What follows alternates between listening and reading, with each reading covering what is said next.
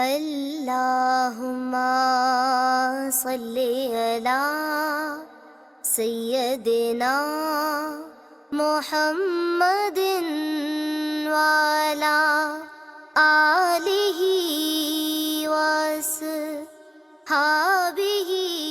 وسلم۔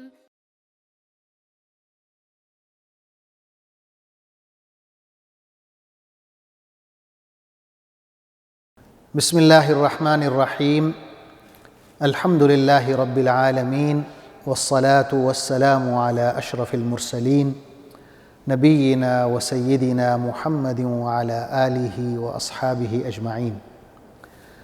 ناظرین السلام علیکم۔ سیرت النبی صلی اللہ علیہ وسلم کے حوالے سے ہماری گفتگو جاری ہے، اور آج اس سلسلے کا 58واں پروگرام ہے۔ پچھلے پروگرام میں عرض کر رہا تھا کہ رسول اللہ صلی اللہ علیہ وسلم جب بیمار ہوئے اور بخار میں مبتلا ہوئے تو ازواج مطہرات رضوان اللہ تعالی علیہن کے مشورے سے آپ صلی اللہ علیہ وسلم حضرت عائشہ رضی اللہ تعالی عنہ کے حجرے میں منتقل ہو گئے۔ وفات سے یا وصال سے 5 دن پہلے بدھ کے روز رسول اللہ صلی اللہ علیہ وسلم کے جسم مبارک میں حرارت کی شدت آ گئی، بخار کی جو کیفیت ہے بہت تیز ہو گئی، اور اس کی وجہ سے تکلیف بڑھ گئی اور آپ صلی اللہ علیہ وسلم پر غشی طاری ہونے لگی۔ آپ صلی اللہ علیہ وسلم نے فرمایا کہ مجھ پر مختلف کنوؤں سے 7 مشکیزیں پانی بھر کر میرے اوپر ڈالیں تاکہ میں لوگوں کے پاس جاؤں اور انہیں وصیت کروں۔ ایسا ہی کیا گیا، آپ پر 7 مختلف کنوؤں سے مشکیزیں بھر کے پانی ڈالا گیا تو آپ نے بہتر محسوس کیا۔ آپ مسجد نبوی میں تشریف لے گئے، وہاں پہ صحابہ کرام جمع تھے، آپ کے منتظر تھے۔ آپ منبر پہ تشریف فرما ہوئے اور آپ نے لوگوں سے خطاب کیا۔ آپ صلی اللہ علیہ وسلم نے فرمایا کہ یہود و نصارہ پر اللہ کی لعنت ہو کہ انہوں نے اپنے انبیاء کی قبروں کو مساجد بنا لیا۔ پھر آپ نے فرمایا کہ تم لوگ میری قبر کو بت نہ بنا دینا کہ اس کی پوجا شروع کر دو۔ اس کے بعد رسول اللہ صلی اللہ علیہ وسلم نے اپنے آپ کو صحابہ کرام کے سامنے قصاص کے لیے پیش کیا۔ آپ نے فرمایا کہ اگر میں نے کسی کی پیٹھ پر کوڑا مارا ہے تو یہ میری پیٹھ حاضر ہے، وہ اپنا بدلہ لے لے۔ اگر میں نے کسی کی بے عزتی کی ہے تو وہ بھی آج میرا اپنا بدلہ لے لے۔ اسی دوران پھر ظہر کی نماز کا وقت ہو جاتا ہے، آپ منبر سے نیچے تشریف لاتے ہیں، ظہر کی نماز پڑھاتے ہیں۔ اس کے بعد آپ دوبارہ منبر پہ تشریف لے جاتے ہیں اور دوبارہ اپنی بات دہراتے ہیں، قصاص والی بات، کہ اگر میں نے کسی پر زیادتی کی ہے، کسی کا قرضہ مجھے دینا ہے تو وہ اپنا بدلہ لے لے، اپنے قرضے کا مطالبہ کر لے۔ ایک صحابی کھڑے ہوتے ہیں، وہ کہتے ہیں کہ یا رسول اللہ، آپ نے میرے 3 درہم دینے ہیں۔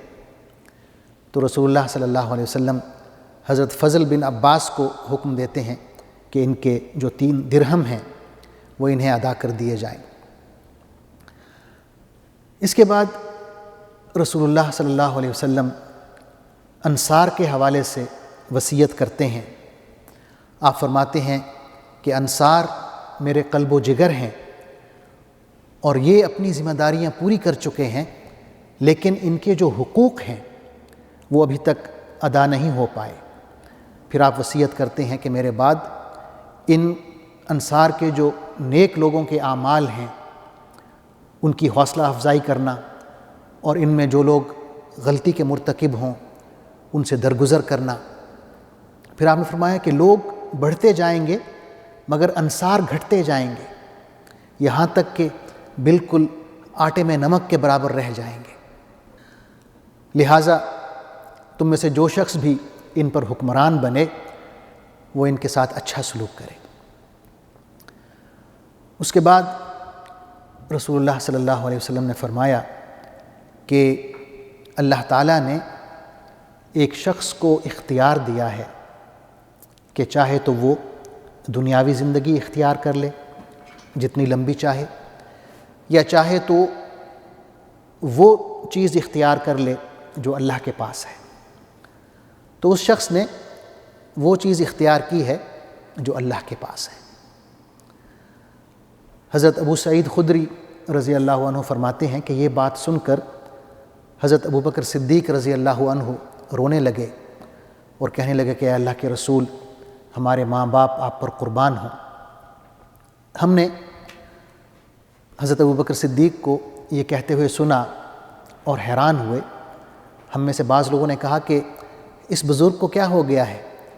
رسول اللہ صلی اللہ علیہ وسلم کسی شخص کے بارے میں فرما رہے ہیں کہ اللہ نے اسے اختیار دیا ہے کہ دنیاوی زندگی چن لے یا وہ چیز چن لے جو اللہ کے پاس ہے، اور آپ نے بتایا کہ اس شخص نے وہ چیز چن لی جو اللہ کے پاس ہے، تو اس میں رونے کی کیا بات ہے؟ تو ابو سعید خدری رضی اللہ عنہ فرماتے ہیں کہ بعد میں ہمیں پتہ چلا کہ اللہ نے جس شخص کو یہ اختیار دیا وہ خود رسول اللہ صلی اللہ علیہ وسلم ہیں، اور ہمیں اس حقیقت کا بھی شدت سے احساس ہوا کہ ابو بکر صدیق رضی اللہ عنہ ہم میں سب سے زیادہ علم رکھنے والے تھے۔ اس کے بعد رسول اللہ صلی اللہ علیہ وسلم نے فرمایا کہ مجھ پر رفاقت اور مال خرچ کرنے کے حوالے سے جس شخص کا سب سے زیادہ احسان ہے وہ ابو بکر صدیق رضی اللہ عنہ ہے۔ آپ نے فرمایا کہ اگر مجھے یہ اختیار ہوتا کہ میں اللہ کے علاوہ کسی اور کو خلیل بناتا تو وہ یقیناً ابو بکر ہوتے، لیکن ان کے ساتھ اسلام کی اخوت اور محبت کا رشتہ ہے اور تعلق ہے جو ہمیشہ رہے گا۔ پھر آپ نے فرمایا کہ مسجد کے جتنے بھی دروازے ہیں وہ بند کر دیے جائیں سوائے ابو بکر صدیق رضی اللہ عنہ کا دروازہ، صرف وہ کھلا رہے۔ اس کے بعد رسول اللہ صلی اللہ علیہ وسلم نے 3 وصیتیں کی۔ ان 3 وصیتوں میں پہلی وصیت یہ تھی کہ جزیرہ عرب سے یہودیوں کو، عیسائیوں کو اور مشرکوں کو نکال دیا جائے۔ دوسری وصیت یہ تھی کہ مدینہ میں جو وفد آئیں گے ان کی اسی طرح مہمان نوازی کی جائے، عزت افزائی کی جائے، اور اسی طرح انہیں تحفے تحائف دیے جائیں جیسا کہ رسول اللہ صلی اللہ علیہ وسلم دیتے تھے۔ تیسری وصیت کے حوالے سے یہ ہے کہ جن صحابی نے یہ روایت کی ہے حدیث وہ بھول گئے کہ تیسری وصیت کیا تھی۔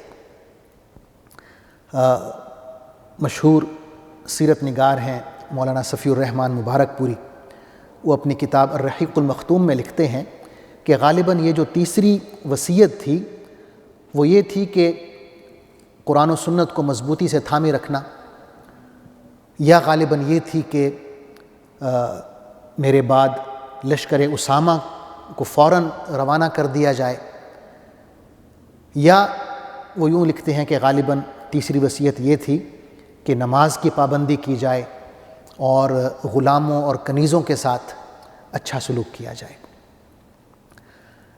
ناظرین، رسول اللہ صلی اللہ علیہ وسلم کی حیات طیبہ کا جو آخری ہفتہ ہے اس جہان فانی میں، اس کا ذکر ابھی باقی ہے۔ انشاءاللہ اگلے پروگرام میں میں اس کی تکمیل کروں گا۔ تب تک کے لیے اجازت چاہتا ہوں۔ اللہ حافظ، والسلام علیکم ورحمۃ اللہ وبرکاتہ۔ اللہم صلی علی سیدنا محمد وعلی آلہ